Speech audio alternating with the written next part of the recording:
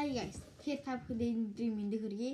Өнөөдөр нэг сайн мэдээтэй тэр бол хэдлээ N4-өө дуусгах хамгийн сүүлийн 5 ханзаа бичсэн. Тэгээд маргааш өнөөдрөөс N3 та орно.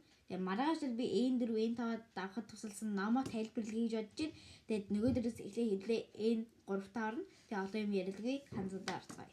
За, эхний ханз маань бол ийм K-гийн ханз байна. Энэ бүгд N4-ийн 5 ханз. Тэгээд энэ нь бол сургууль гэсэн утгатай ханз. За тэгээд энэ хоёр дахь нь бол энэ тори та бүхэн харж байгаа. Энэ ханз нь шуу гэсэн утгатай. Жохон хэцүү зурлагтай харагдаж байгаа. Тэгээд гурав дахь нь каз. Энэ нь тоолох эднэр гэсэн утгатай ханз. Тэгээд иймэрхүү байна. Тэгээд дөрөв дэх нь икир. Энэ амьдрах ирчүүч гэсэн утгатай. Иймэрхүү ханз байна. Тэгээд тав дахь нь кав. Энэ бол хүний нүүр царай гэсэн утгатай ханз.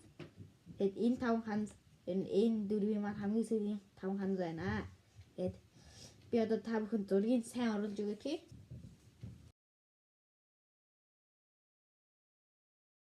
Тэгээд та бүхэн лайк аваад дараад өгөөрэй.